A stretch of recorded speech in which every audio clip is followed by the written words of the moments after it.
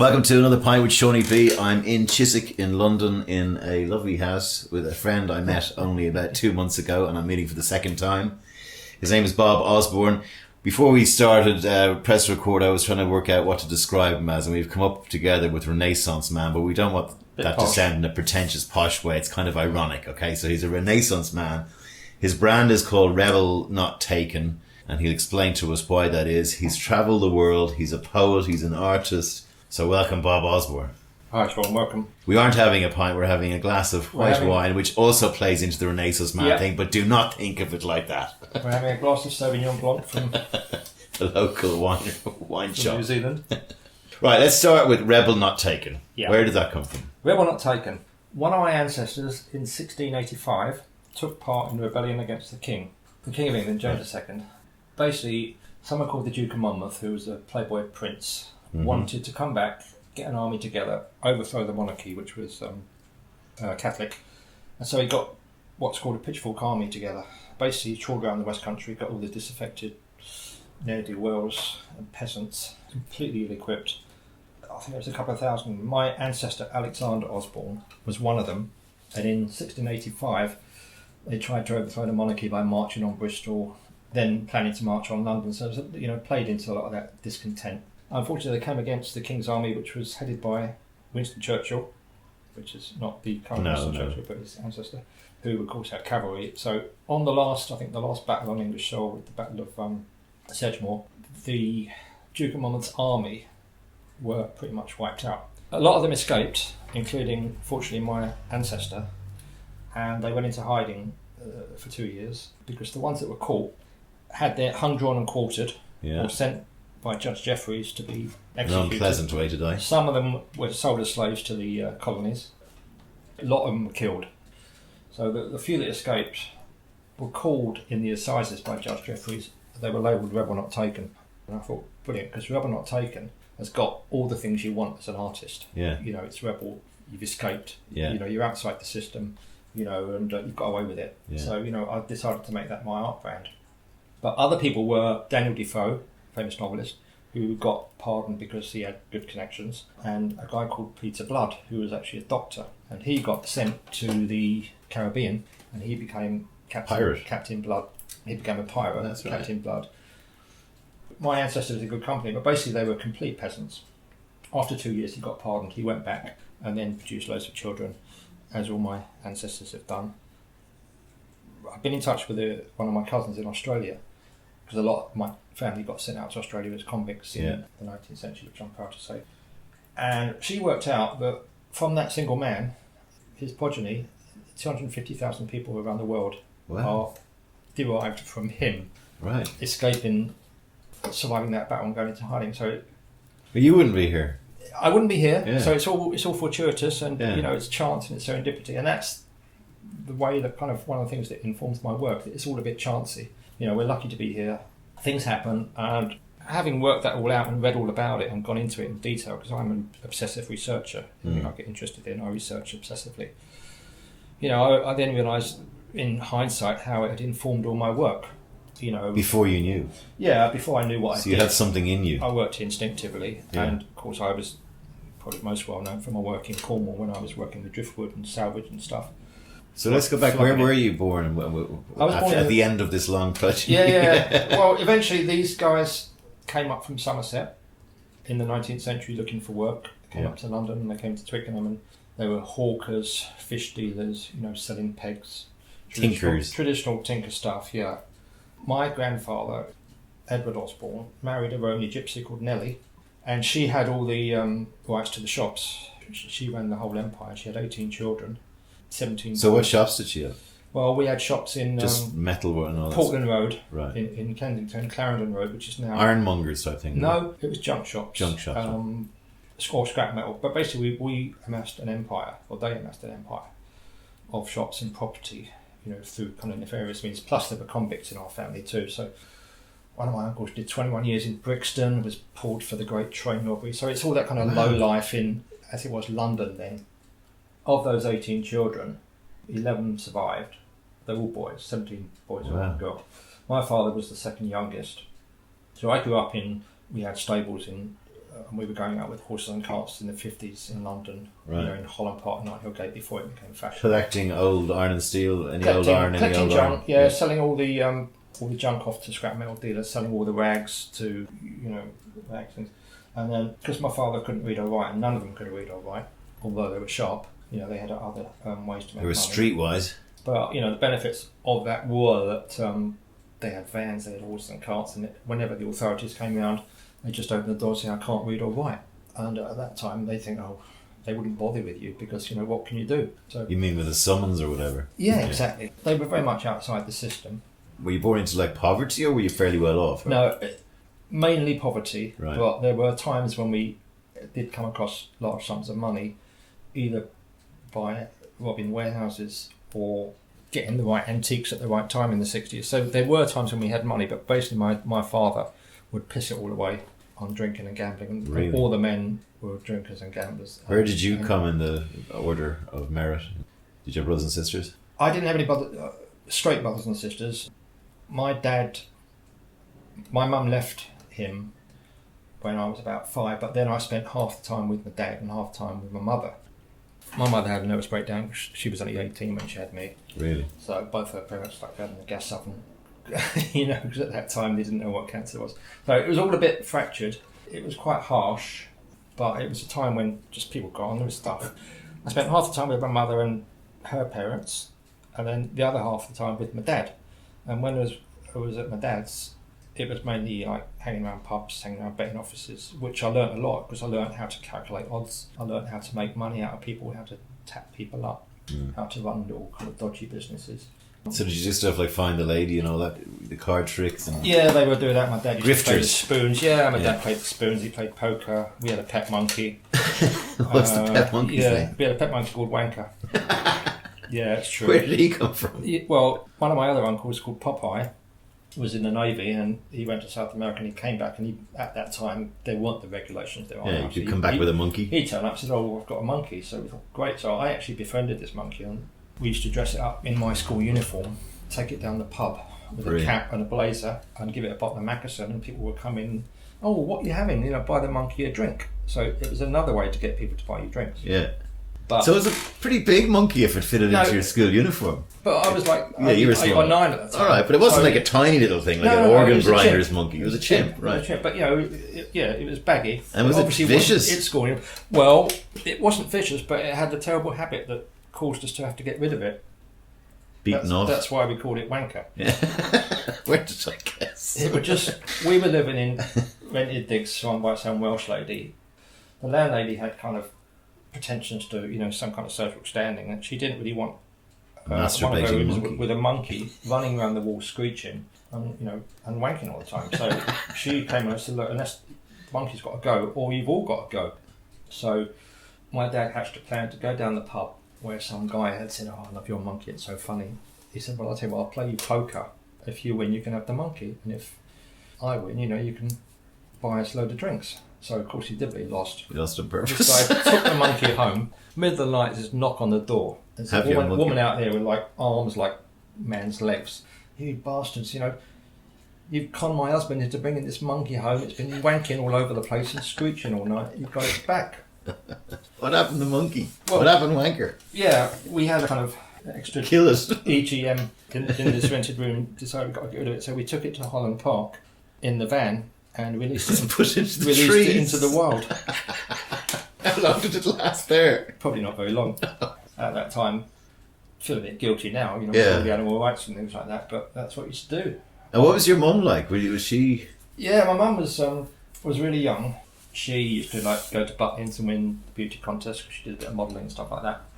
Although she came from a very poor background, she didn't want to grow up with criminals. Yeah. And I don't think she wanted me to really come heavily under that influence. So the fact that I was kind of partly taken away from this environment did enable me to learn to read and write. So and she put go you to into school? I went to school, yeah. I was Right, the first one to Were you really? go to school, because I had such kind of gifts. I got a scholarship to go to Ponce RAF grammar school. What age were you then? I was 11. Oh, so secondary then- school, yeah? Yeah, my mum had left and gone to live in Spain. She'd had a breakdown. Both their parents had killed themselves. So I was then living with my dad.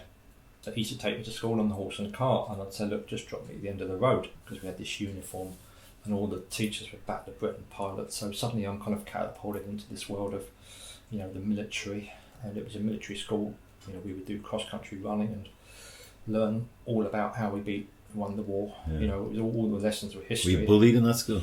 Yeah, to a certain extent, because, you know, they see you coming you're with different. a horse and cart, so, you know, you're attacking on the like gypsy thing, you know. So yeah, it was a bit harsh, but I walked out at 16. Yeah, I didn't like the regime, and so I went to the Isle of Wight Pop Festival in 1970, grew my hair, become a hippie, went back to the school, and of course they said short back and sides at this school only, go and get your hair cut. So Yeah. I didn't, because I really wanted to leave, and I just used it as an excuse. And I remember the headmaster said to me, you'll end up like your dad, you'll be in the Roman Scrubs, which was next door to our school. You'll end up like all your family, because they knew some of my family were in the Scrubs. You'll never amount to anything. How did your dad end up there? Well, my dad lived on, and he actually died of cirrhosis of the liver Big drinker. when I was about 30. They were all big drinkers, and they all had yellow arms from smoking. One of my uncles had his leg cut off because he had gangrene, because he wouldn't, they said they should give up smoking and then cut your leg off. And he said, well, all right, take it off. They were all living a bit at that time, like kind of reckless. Was there any happy memories apart from the Wanker the monkey? It was harsh. My dad was running prostitutes, so, you know, we were pimping. So I grew up a lot with prostitutes, and my first crush when I was about 13 was my dad's partner, although she was actually working her trade with MPs and judges, because she was a real beautiful Liverpool Irish with black hair and blue eyes. My first crush was on her, and I remember waking up when she'd be in the morning putting her lipstick on, and then she'd go out to work, and I'd like lick her cup. So The lipstick. it was you know, for an artist monk, it was kind of perfect growing up conditions, because there was all this colour, all this scandal, you know, a lot going on, and you had to kind of duck and dive a lot, and you had to learn fast and think on your feet. So I do remember an awful lot of laughter, because they just like live for the moment, which does have consequences, but they seem to be getting away with it. You know, we'd be squatting places in Holland Park and stuff like that, and everything kind of seemed to collapse, and then something else would happen. No flies. No, we did manage to make money, which was then hastily drunk or gambled away. And of course the humour was superb, because they kind of all spoke in this patois, which was a combination of rhyming, slang, gypsy, you know, a lot of swear words. So again, that's something that's always informed my work, and I love the whole low life feeling of low life. Yeah. You know, and then latterly I've watched like Minder and the Sweeney. And Yeah. stuff like that, you know. What football club was your... Football was QPR, and Right. again, QPR was a big club in the community. They would come to the school, so we'd have people like Ron Spring. It was actually a goalkeeper at the time. This is in the 60s. So yeah, I started supporting QPR because my granddad used to also take me down there. So when I left school, I went to work at QPR, and I wanted to be a footballer because I played. Were you handy? Yeah, I was okay. Probably not good enough to make the grade, but you know, one of my contemporaries was Jerry Francis, who was a couple of years younger than me, but he then... They did a great team in the 70s. He became England captain. Tony Curry and Stan Bowles. And That's right. Yeah, my tribe. Did you say your mother died early as well? No, my mother's still alive. Oh, she's still alive, My mother's right. still alive. She's 80 odd now. Will she listen to this? She will, Yeah. She will, yeah. I mean... Hello, Mrs. Osborne. it has been written about. I mean, the book that I gave you... Yeah, his book is called Constructions, English Hedonists, Bob Osborne. It's by Peter Davis. So this is a book about your life by this guy. It's written by an art critic. A lot of it is academic, all about my work, especially the work that was done down in St Ives, where it became quite well known. But there is one chapter which I wrote, and that's about my ancestors with the Rebel Not Taken thing. And then, what's that world like today? It's gone. All my cousins, you know, I've got hundreds of cousins, obviously, because having 11 uncles, all of whom had about 8 or 9 children, I've got hundreds of them. Yeah. A lot of them were moved out of that area. A lot of them didn't fare too well because they had lack of education. A lot of them, you know, obviously carried on the kind of genetic interest in taking drugs and drinking and crime and stuff like that. So a few of them I know I am in touch with, but generally that world has gone. Yeah. It's increasingly difficult to be an outsider. It's 80 quid to go to Queen's Park Rangers. Exactly, everything like that. You can't just have a van or a horse and cart. You know, obviously you've got jump through hoops to get anything now. So it's very difficult to exist on the breadline and have a good life. You've either got to be in the system, or if you're not in the system, you've had it. As you were growing up, were you like, oh, look at your man with his schools and his uniforms and his... Yeah, I straddled two worlds, so I was in that situation where I was kind of moved away from all my family in the sense that I was then becoming interested in literature and art. I lived in two worlds, which was good, so I had the benefits of both really, but then I never really, when I was at school, never really felt accepted. I always felt like an outsider in a respectable world, and I still do to a certain extent. Were you fighting a lot?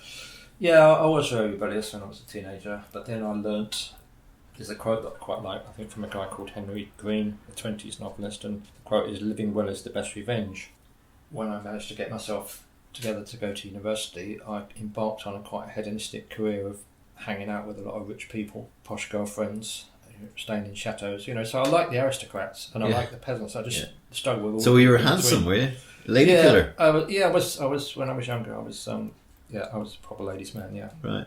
And they liked your sort of knockabout accent, I think so. kind of all that stuff. I mean, there's a photograph in that book of me living in a cave in Crete in 77, so I did live around the Greek islands. I love the Greek islands as well. We talked about this before. Yeah, fantastic. If you had to go somewhere in Europe, there's still places that you can knock around there. And the bit I want to try and just bridge is, you came back from the Isle of Wight festival a hippie, and then you quit school, and now you're saying you went to university. How did that work? Yeah, I got thrown out of school. I got a job on a building site. I told my mother that I'd been expelled from school, and she was a bit mortified. So I then went to night school, and I wanted to study literature and philosophy. So I did A-levels at night school while I was working on a building site, and I did all my A-levels in a year, and I really grafted. Did things like get all the exam papers from the last 5 years and work out the odds of Hamlet's soliloquies coming treating up them like a horse race in the literature question. Yes, absolutely. So I knew that I'd have to gamble in order to get A grades, and I did gamble, and I studied all Hamlet's soliloquies because I knew that question came up in various forms, and that if it came up again, that's all I learned. I didn't bother reading Hamlet, I just answered the questions. Yeah. So I got all the past exams. One of the biggest problems with the education system right there. Exactly. But you can circumvent it if you're smart. Yeah. So I did manage to con my way into getting all A grades. They said I could go to Oxford or Cambridge, but I didn't want to go there because I thought it was full of public school boys and there weren't enough women in there. And I didn't really want to study from Chaucer through to Jane Austen. I just wanted to do modernism. What were the books that were turning you on back then? At that time, I was really keen on Hemingway. Some of the Irish lads? Yeah, of course. Joyce came later. Henry Miller, J. James. Dowell. Yeah, lastly I got into Thomas Mann. Right.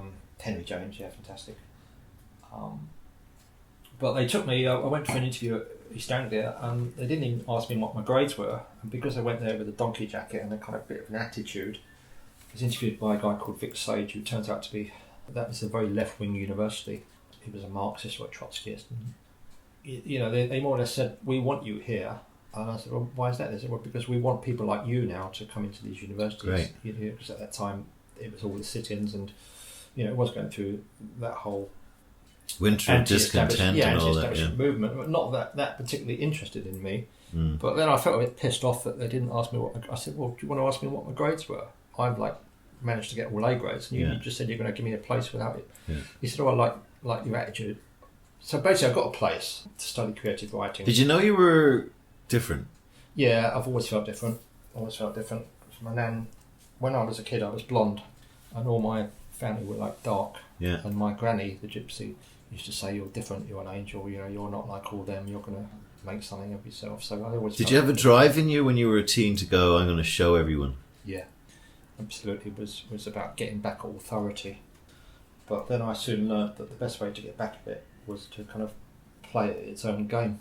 Yeah, as you said earlier. So I went to a really radical university, but rather than going on all the sit-ins, I did all my studying, and I used to hang around with all the aristocrats, going off to places in the south of France, trying to get off with rich women, just having a really good time. I didn't really think that I'm selling out my class to a certain extent. I just thought, well, I deserve all those centuries of people being starving and being peasants. I'm like the tip of that spear that needs now to have a good time. Yeah. And that's payback. So I'm not going to go and... But in fairness, your work always pays homage to that. And course it also does. the irony that you have. And That's it. The But in kind order of for me to do that work, tongue-in-cheekness. I needed to be See healthy how they live, and happy Yeah. to produce that work. So that's my justification. Were you happy when you were 18? Do you reckon? 18 was hard. I mean, around that time was Yeah, I've always been happy. But 18 was hard because I had been kicked out of school and I had to work and study. So I actually have an inbuilt discipline, which I think was what the military school gave me, funny enough.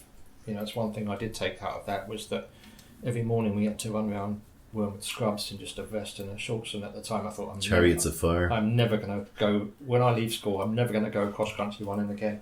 I probably would have said the same. Yeah, I know. And it's bloody freezing. And, we were around the scrubs. We used to stop for a meat pie halfway around. The last boy always used to get the cane. And we all were caned systematically. But you knew that if you weren't last, you wouldn't get the cane. There's always a fat boy who was last who was going to get the cane. So we'd stop for a meat pie. Fat boy would have 3. In the cold. In a little kiosk, and a cup of tea just to keep us going. Got back. And then when the sports day occurred, I had to do this running. And I came second. This sounds a bit like that loneliness of the long distance runner. Yeah. Tom Courtney. Anyway, I came second to the schoolboy champion because I was quite nippy. And the headmaster said, come into my office. And he said, you came second today, but every week, you're nearly last when you run around the scrubs. I said, that's because I stopped for a cup of tea and a pie to make sure that, as long as I don't get the cane, why would I want to push myself? So he gave me the cane. And I thought, this is ridiculous. I've brought glory to the school, nearly, and I've got punished. For it. So, did you come across much sexual shit going on and all that? Yeah, all the time, yeah. The gym teacher was later put in prison for interfering. The boy used to cane every week. And I think they were all at it. You still got mates from those times? Yeah, I've still got friends. One of them actually has just gone to the scrubs for 2 years. He became a very successful businessman, but he lost his temper in the road rage thing, and he's in the scrubs. But I've still got a few friends, yeah. Not many. But it's a long time ago. I mean, it's 1970 when I left. So you're swanning around with all the rich ladies around Europe. You're in your early 20s now? Yeah, I was in my mid-20s. Right. At that time, I considered myself a poet. I was living in Spain, then I was doing a bit of teaching, then I went to see Robert Graves, the poet that lived on Mallorca, and I became influenced by him. What was he like? He was fantastic.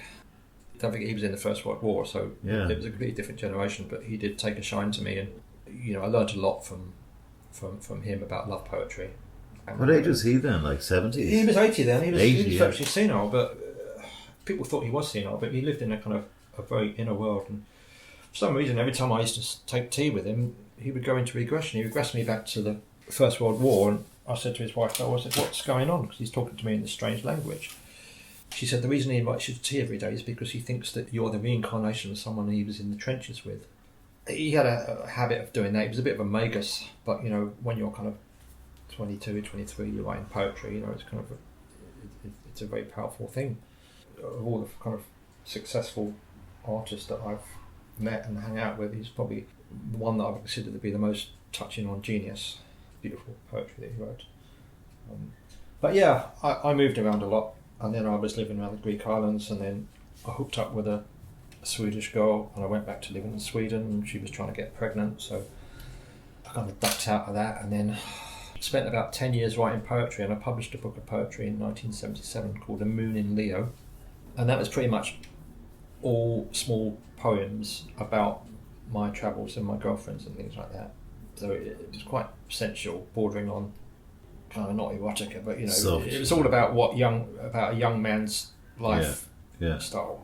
What do you think of it now if you read it? They were great. I mean, some were published in quite serious magazines. Don't forget I was studying creative writing with really good people like Angus Wilson and Malcolm Bradbury, and Ian McEwan was there a couple of years before me, so the whole legacy of East Anglia of creative writers, Ishiguro, Rose Tremaine, it was like a hotbed of creative writing, so I had good teaching. But then I developed my own style. But I spent about 2 years writing poetry, and then I decided that like Mozart, I've probably done my best work when I was 27. Was it a good feeling and of achievement when the book got published? Yeah, it was good. It was good. You know, I kind of Be there forever. I revere the written word. You know, coming from a background where I used to have books, and any books we got when we were out on the horse and cart would be thrown away. And I said, no, don't throw that away. So I remember keeping the collected works of Byron. You know, I opened it. I thought, this is like fantastic. This is like, you know, I used to smell the pages and stuff like that and keep it by my bed. And when we had the stall down the Portobello Road, I'd have all my books under the stall, so I'd be selling books, and my dad said, "Oh, no idea you can make money selling books." Of course you can. You make money selling anything. You'll see there's books all over my house. You know, I revere books. I studied them, and now I've written 3 this year and got my own publishing company. So yeah, I do revere the written word. Although I did move to being a visual artist, but that was because it was more hands-on. You know, it's more tactile, it's more sensual, and it's more like having a physical object on the wall. Yeah. So what was the next chapter then after, say, you know, the Swedish Girl, and you know, you've written your poetry book, and you're probably what now, late 20s? I was about 30, and I decided that it probably wasn't a good idea to just spend all your life just hitchhiking around Europe. So I then came back to London and hooked up with a girlfriend I'd had at university. Her father was a spy. She grew up in Moscow, and I kind of liked that world. In another life, I would like to have been one. Was she a good spy, I'd say? Yeah, so she got pregnant, they got married, and then I had a daughter, then I had another daughter 2 years later. So then I thought, Christ, I've got to start trying to get somewhere to live and make money. So I put my mind to it, and I bought myself a little flat in Chiswick by hook or by crook for 21,000, and we lived there. And then the property boom started happening. I didn't have any money, but I managed to get a job with Oddbins, who were wine merchants at that time. I saw an advertisement in the paper saying, wine takers wanted.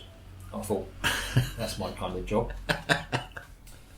So I went for this interview with Oddbins, who were then the kind of trendy wine merchants. Yeah. And I had this interview, and he said, well, what experience have you got? I said, well, I've lived in the south of France. I've like Retsina. Done the vendange.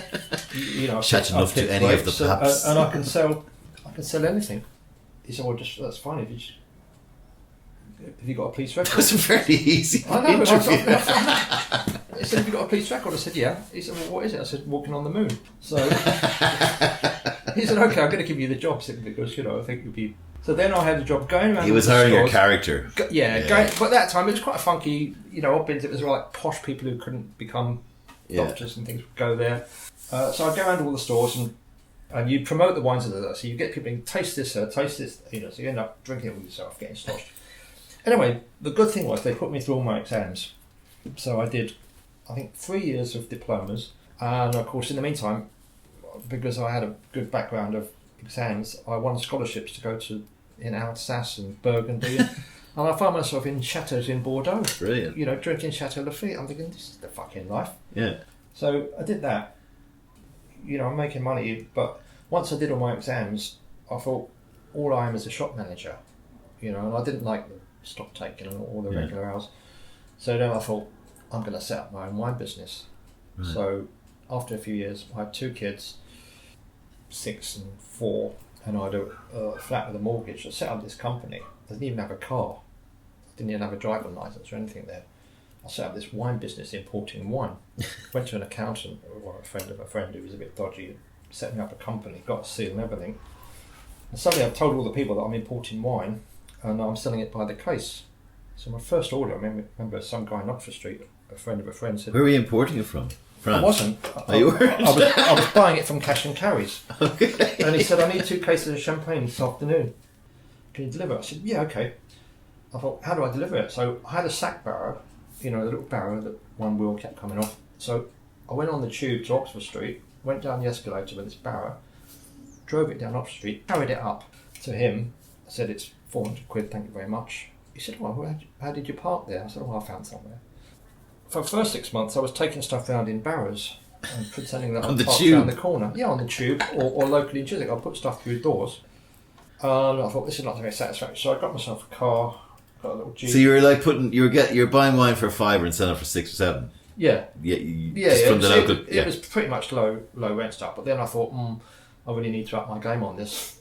So I then did get, go to places. I had some rich friends who took me to stay in chateaus. Yeah. Put me in touch with even richer people who said, yeah, stock my cellar. So then I was, importing it directly. And at that time, it was a big growth business. So I was buying en primeur Bordeaux. I was buying vintage port on the port market. I was buying it at auction. I set up a public company at that time because there was a thing called the Business Expansion Scheme, where people could get money from investing in small businesses. So I thought, this would do me. So I got like 100 grand from these people, and they get 40% tax relief. So obviously they're benefiting, except when they started to ask me accounts and things like that. And I was investing it in Bordeaux and the futures market, and then buying and selling at the auction house. It was all a bit fly by night, and eventually I got some of this meeting in Hampstead, and I thought, I said, look, can we see the portfolio that I've got? And I said, well, there isn't a portfolio. I've moved out of wine now because I knew that it was going to crash.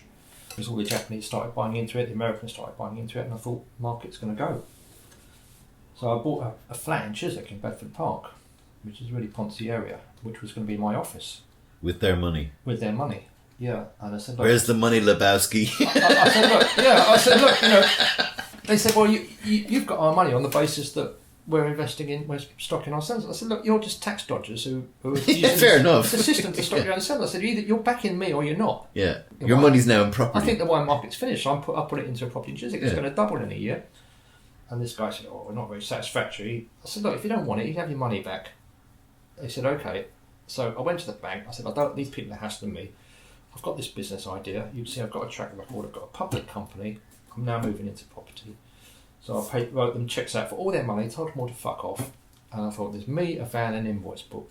I had a member of staff, but I got rid of them because I went out in the countryside once to live in wine. I came back, he was sitting by the fire writing his Christmas cards. And it's snowing outside, so I thought, I don't want any staff. This is like a movie. I'm just running this on a shoestring. So then I did that.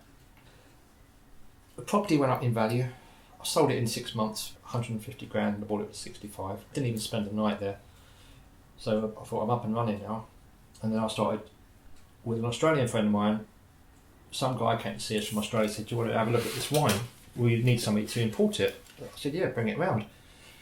He said, we've got a little office in North End Road. It's a little room with rain coming through the ceiling. And I said, what do you reckon, Craig? He said, yeah, it looks good. It was Jacob's Creek. Right. So I said, yeah, we'll have that. So we were the first people to import Jacob's Creek. Right. I was flogging it to all the Indian cash and carries. I was flogging it to the House of Lords. Was it still bottom of the market then? It was not known then. It was just like... No, but where'd you pitch it? Middle, bottom? All over. Anywhere. Whoever buy it. Yeah, anyone who could pay cash up front. It's pretty much the same as it is today. Funding by cash. I didn't want to get into credit. So suddenly I'm supplying Wall's Restaurant, the Blue Elephant, 30 little Indian shops. They used to call me Mr. Jacob's Creek.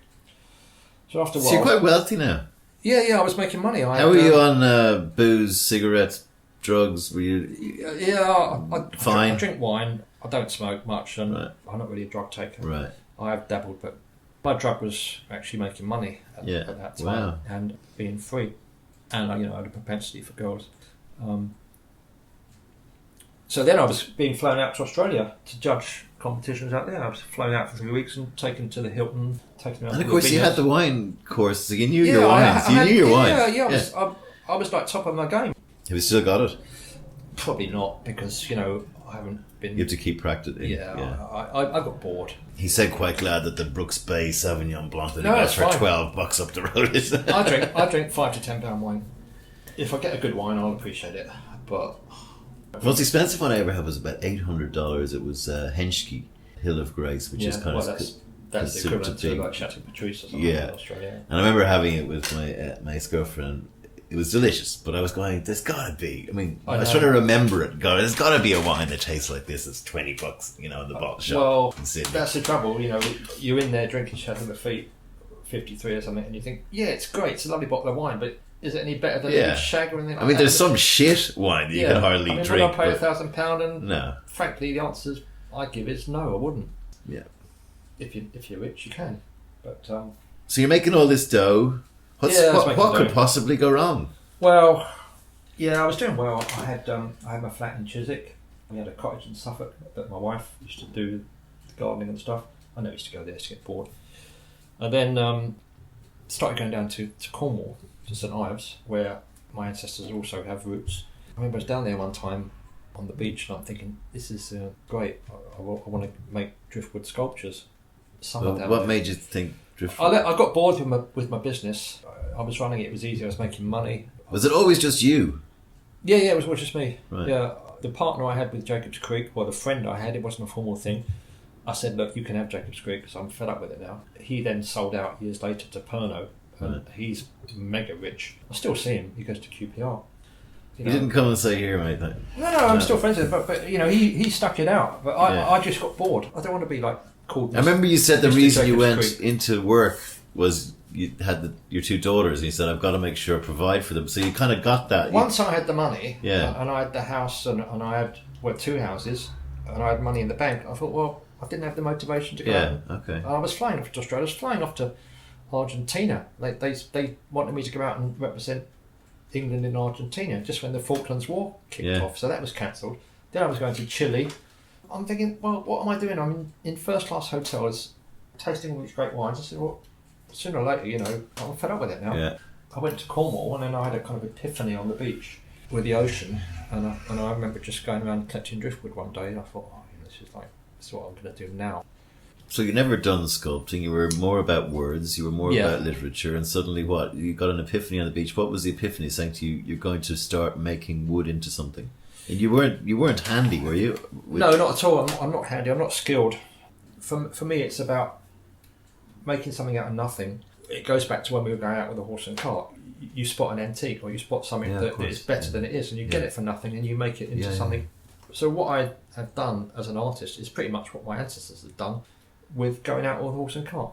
I was starting out, I was making work with rubbish, I was going around skips, I was getting driftwood on the beach. I'd go home with a pile of driftwood. My wife would say, what's all that? I said, that's a piece of art that I'm going to make. And of course they think you're nuts. Well, I was going to say, your wife, how did she deal with this? Because it's like, you what? Huh? Where?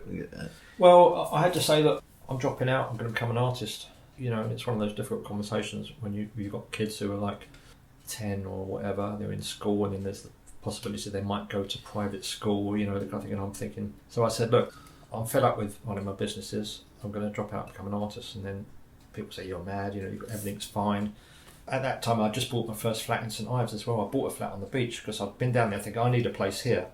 So I managed to get 65 grand off my credit card, or my credit cards. Pulled the scam whereby you take money on a credit card, transfer the debt to another credit card, and you get 6 months interest-free credit. So I did that for like 15 cards at that time. You could do it. Shit. So I had 65 grand on all my credit cards, and I had 6 months grace in order to pay them off before you had to give up on the deal. Bought this flat on the beach.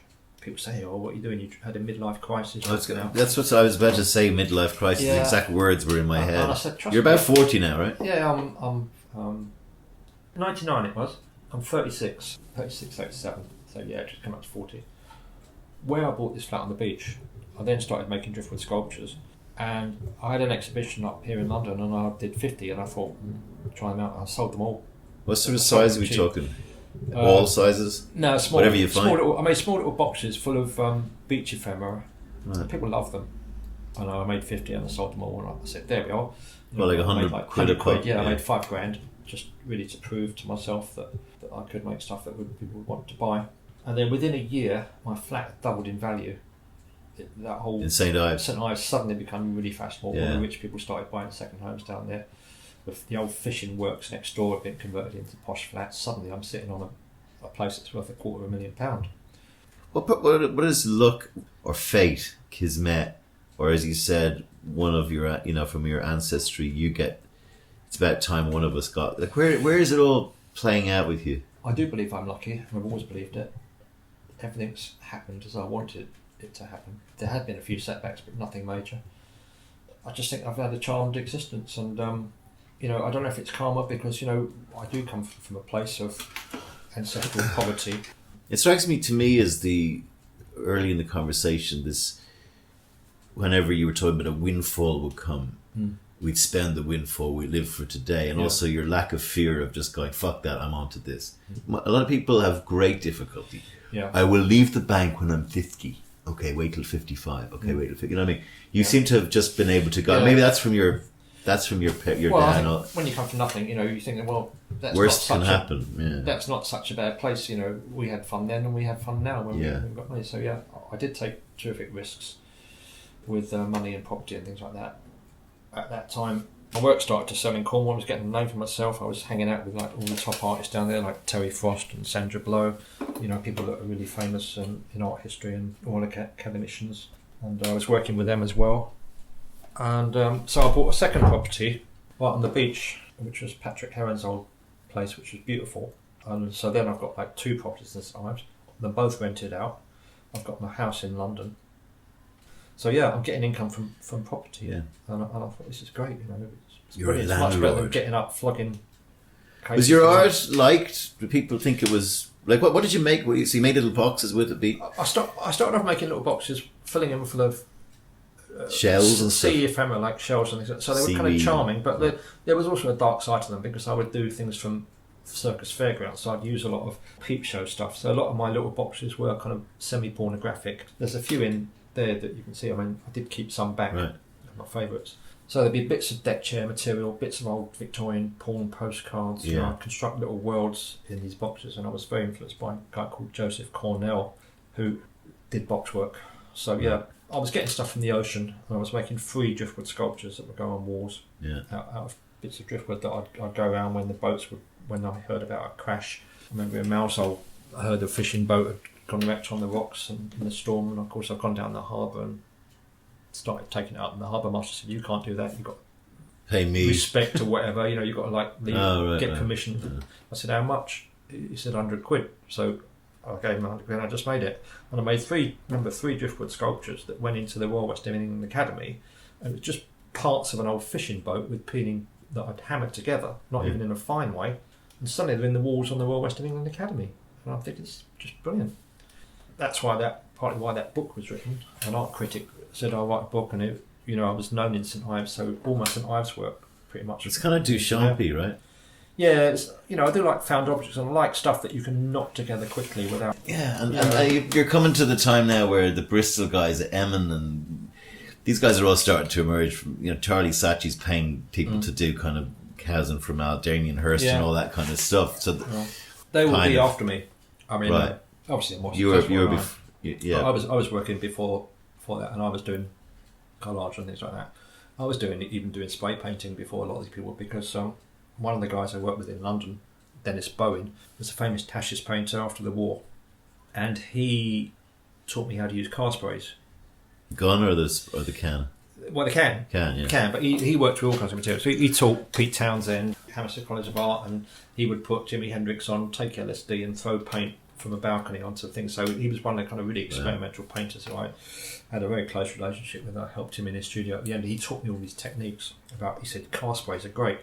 So you go down and buy a lot of enamel car sprays, spray on board or whatever, stuff you get out of skips, put bleach on it, shake it around, work it with sticks, and you get landscapes. So he used to stay in my cottage in St Ives, and then he taught me all his skills. Right. So I started doing spray painting in the late 90s in an abstract fine art way, but suddenly everyone's now using sprays because they're doing graffiti and stuff like that. So I thought, stencils. This is going to be the next thing. So by then I was on my second wife, who was Italian. So the first wife had enough when you... Well, I went off the rails, to be honest, when I was in St Ives, and access to quite a bohemian community, and I did go off the rails, and I kind of left and spent a few years just being quite hedonistic. How was your relationship with your daughters? My daughter's fine, yeah. You were able to see them every now and Yeah, then? I see them all the time. They're both arty, and they're I've helped them subsequently buy their own flats, one in Paris and one in London. So I've kind of made amends to a certain extent. But yeah, there was a couple of years that were difficult. Then I married this Italian woman who was a brilliant graphic designer. She cut stencils, and I said stencils is going to take off. So this is a pre-Banksy? Well, around the same, pre-Banksy, yeah. Jeff Aerosol, who's a kind of famous French artist working before Banksy, he used to come and stay here. We used to go out on manoeuvres. I took my daughters out with him. I was doing street art under the name of Defy. So we'd go around, and the trouble is, I didn't really want to get into the political street art because I'm not very politically motivated. So I'd do things like Tommy Cooper and Steptoe figures from Which popular are- culture, you know, the kind of Dennis the Menace, you know, with Yeah. a bear, all that kind of stuff, you know. It was all a bit quirky. And again, I had some success with that. So I did it for about 3 years. You know, I just sold pieces. So you also do canvases of your stuff? And so Yeah, I do it on old bits of wood. Old That's bits the of best wood, thing. I mean, right. I don't like canvas, or I don't like the whole graphic way it's gone either. Right. It's become too graphic. But I would do it on. Old You're still tin living cans. in St Ives or in London with the Italian? Yeah. When I got divorced the first time, I had to do a deal with my then wife, and I just gave her the option of having this house in London or the house and the flat in St Ives. So my wife then chose to have the property in St Ives, and I thought, at that time, I thought, The nice I was beachfront. really into living in by the ocean and being Right. healthy, and you know, going out with the fishermen and making art. In retrospect, you know, because I'm a Londoner, I've had this house which is, you know, has brought me good income. I've been running it as a hotel for the last 8 years. It's always served me well, and I can still go down to my old house in St Ives, but I have to pay my kids £100 a night to go there. Fair enough. I brought them up as entrepreneurs, Yeah. but I didn't expect them to. Yeah, You know, I said, look, you've got to make your property pay. They're grifting their dad. So when I said I've got an exhibition last year, and so I want to go down for 3 days, they said, "Oh, we do you a really good deal." I thought, "Oh, that's good. I'll not give them 50 quid or something," and they said it's 300 quid. But I think my wife it's in her name, and I paid it anyway. But And then what happened with the Italian? I had a couple of years with the Italian lady, but so yeah, it all went a bit belly up. Right. We were collaborating quite a lot. She wanted to drop out too, but she had a massive house with about 10 rooms over in Ealing. But I think she was into spiritualism and yoga, and she kept on telling me that I needed to be more spiritual and go on yoga. You were the god holidays Ra and- from yeah, Egypt and stuff. I couldn't. She's No. beautiful, but Yeah. I couldn't quite bring myself to. I said, look, I don't need to be spiritual. I'm an artist. That's What spiritual do I enough, need- yeah. What do I need to be spiritual for? Yeah. You know, I want to. In the evening, I want to eat sausages, swear, drink wine, have my mates come and stay. I have a vodka. I don't necessarily I'd want to be spirited. doing meditation and you know. Do you think that's the end? Because I'm in this. We've talked briefly about this. I've given up the ad business, and everyone's going, "Oh, you stupid, blah blah." You could be pulling down big salaries, blah blah. And I look at it and I go, "It's probably the best thing I've ever done." Although I haven't got actually a solution to what I'm going to do properly formed yet. This idea of going into work every day in that conventional format has always been something, even when you go back to your school, that you've always kind of rebelled against. Yeah. And even your art rebels against it. Yeah. If you cut you open, that's what's running through you, right? It's not the work. And the need for change. I'm a work. I mean, I like working. Yeah, so do I. I There's can been work for occasions 12. where I think I don't need to work, but I like working. Yeah. I like the work element. I love, but the one thing that I can't do is I can't have anyone tell me what to do. Yeah, So I can't be answerable to anyone, because all the times I've had jobs that have been short-lived, like I might get a job in a warehouse or a factory, you know, or a bar. You know, I've had someone tell me what to do, and I've realised that the person telling me what to do is an idiot. is far lower down the intellectual food chain than I am. I remember one time I was in a warehouse. Or you've got a I'm bad standing attitude, around- you're not a team player. Yeah, Bob, I'm you're standing not- around reading a paper or reading The Sun or something, and the foreman came and said, "What are you doing?" I said, "Absolutely nothing." You know, and I knew I was going to get fired on the spot. But yeah, it's having anyone tell me what to do. So, but in order to get to that position, you have to work double hard, especially when you're running your own business, as you probably know. You know, anyone who kind of self-made men are driven. To run a successful business, it's not easy, and especially in any economic climate. But the way it's going now, it's getting even more difficult. Well, I never set up my own business because I just think I'd get bored with it. It's like to me, I didn't have children for the same reason. I get bored with children. I think. Yeah. I like to be like water moving all the time. So, you know, but occasionally I'll I can't believe I've done 70 of these. 70. You know, and there's another. Great. I'm going to get to 100 now because this has bitten me, right? And I'm getting no money for this, but I love these conversations. But it must And be these a- conversations are very different than if I just come here for supper and just had wine with you and Carrie. Like this actual discussion is so much wider. Like I sit down with mates I've known for 10 years and I find out stuff I never knew about them. Well, you become skilled as an interviewer as well. But it's just the concept means that we're going to be talking in depth for an hour or whatever about our lives to each other, mainly your life, and bouncing stuff off each other like that we would never bounce off each other in a pub or restaurant environment. We'd be talking about what's going on today, what's going on tomorrow. Did you see that? For me, it's a bit therapeutic, hearing all these people. And also, I'm a fucking guy who most of my friends say can't shut the fuck up. And it makes me shut up and listen to people. For an hour. You should interview yourself. My other personality's at me about that already. Maybe my 100th episode. So where do we go then after the Italian job? We shouldn't call it that. Okay, so I told you to blow the bloody doors off. Yeah, I know. No, okay, sorry. So where do we go? I'd cut that out. Yeah.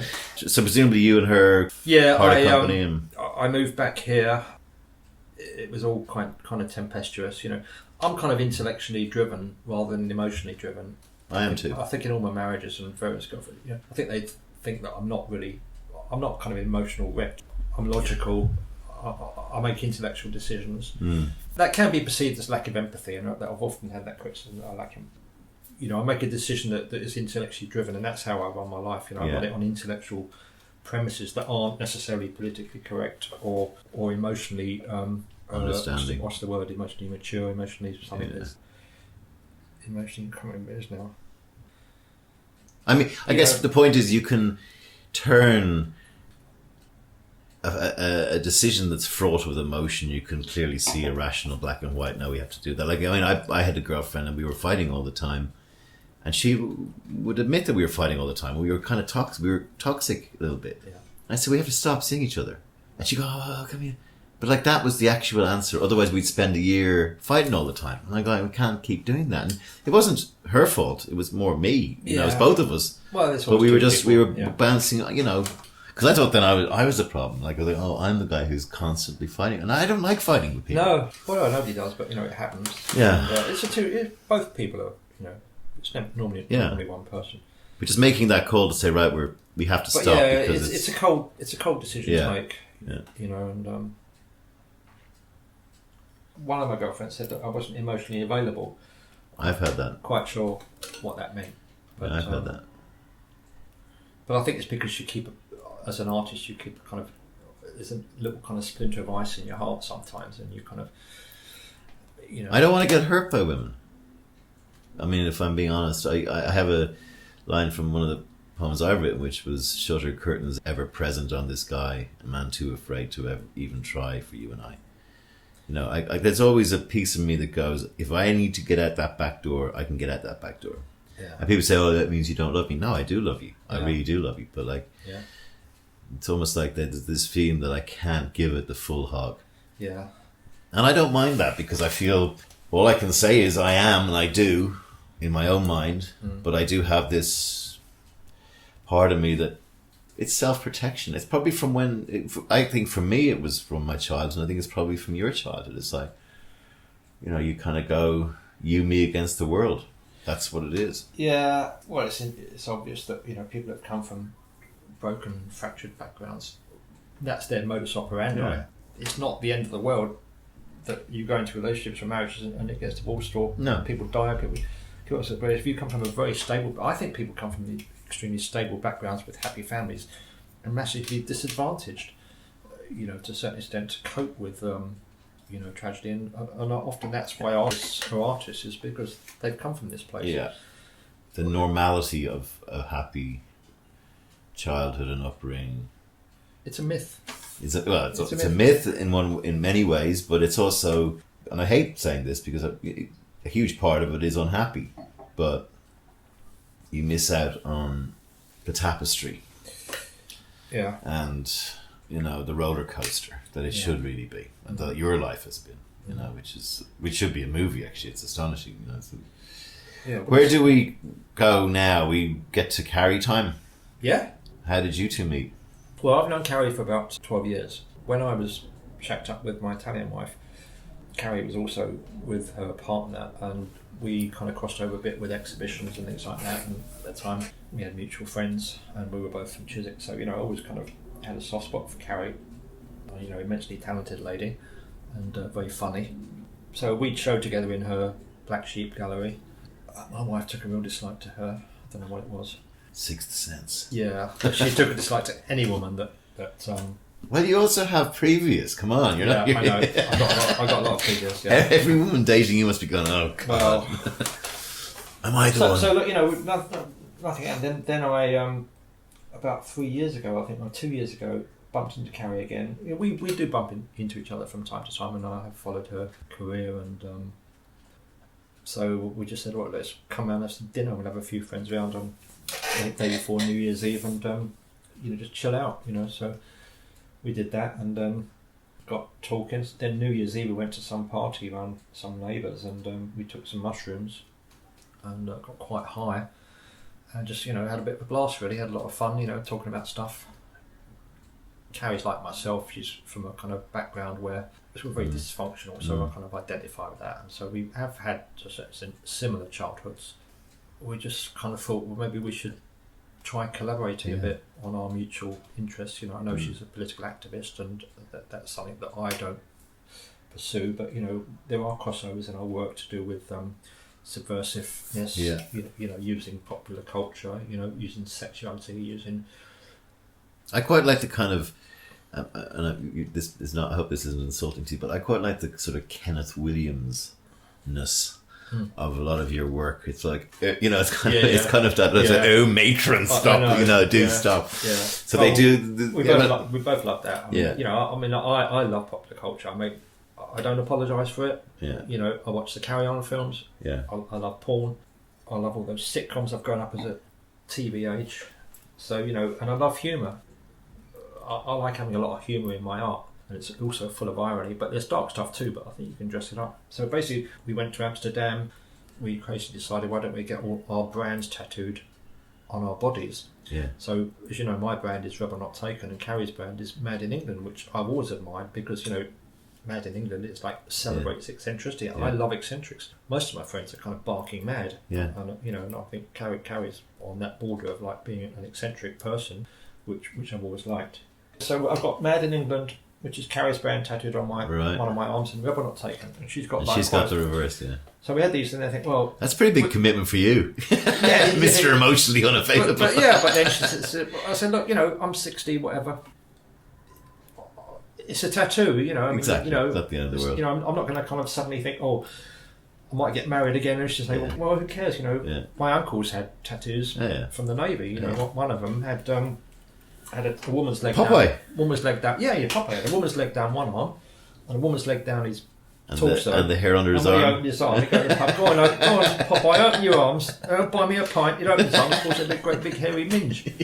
So, brilliant.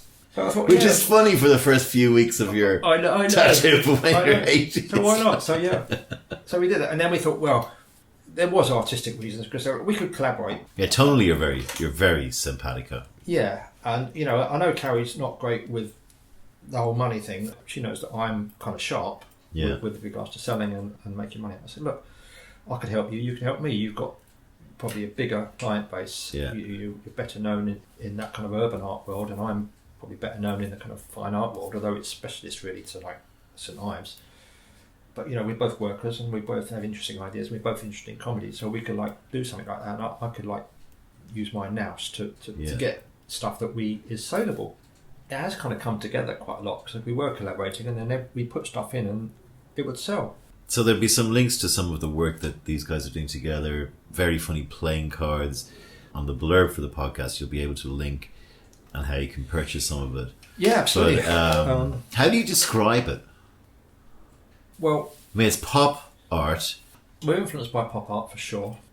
We're also influenced by materials. So we will both make plates. I mean, I wouldn't make plates before, but now I'm making plates, and I'm using Carrie's kiln, Carrie transfers. Carrie's a ceramics artist primarily. She's got all the ceramic skills, so I've tapped into those. Carrie wouldn't necessarily have worked before with sardine cans or playing cards, which I've always done. I've always worked with playing cards. I've always worked with elements of popular culture.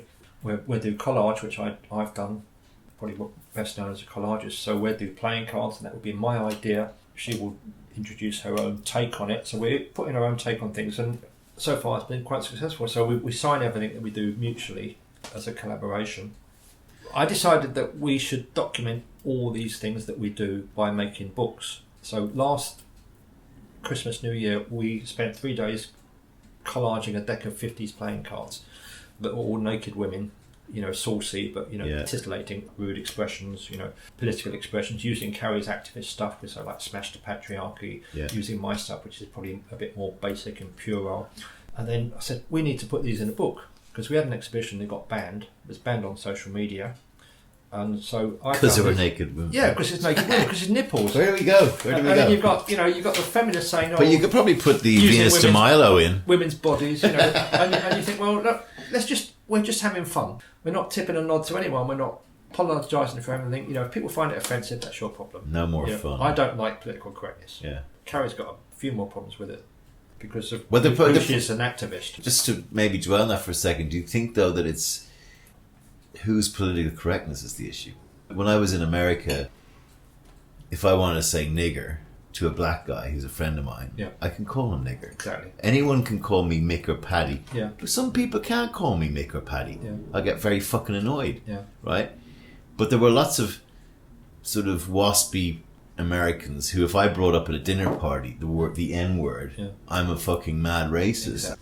I'm not the guy, some of my best friends are black. I'm not fucking that. I'm not fucking racist. You either are or you aren't. But you can't criminalise language. No, and also the cunt, like the C word. Yeah. Well, we can't say, we're allowed to say cunt on my podcast, by the way, sorry. Good. The C word, it's derogatory to women. I'm going, no, it is not. We have to have a word in our lexicon that defines that is the baddest prick you can be. Yeah.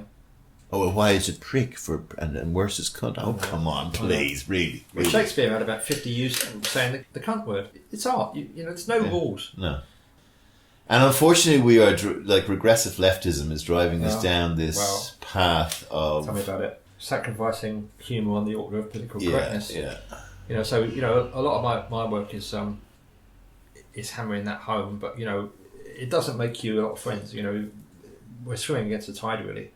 Like I have this because I used to do stand-up comedy myself, and it's like you can't do rape jokes. Okay, well, can you do dead baby jokes? Can you do cancer jokes? Is that okay? Like anybody in the audience could have any of those things happen to them. Okay, exactly. And the reason is you're the court jester. In fact, the court jester is a lot of the archetype that I feel from you and Carrie. The court jester usually got his head hacked off because he overstepped the fucking mark. Yeah, and that's cool too. Exactly. And I like the day the court jester gets written out of life is the day we become robots. Today we've been up to Saatchi to sign some prints that they've commissioned for this show, and it's one of our playing cards. And they've put it up on social media, and immediately some feminists have come on and said, "Oh, using a naked woman." I know, I'm not quite sure about that. Harry said, well, the last book we did was naked men with great big cocks. Yeah. With every swear word about queers that you can imagine. Queer as fuck, it's available. So we've done raw flushes, we've done queer as fuck. So we're offending everybody.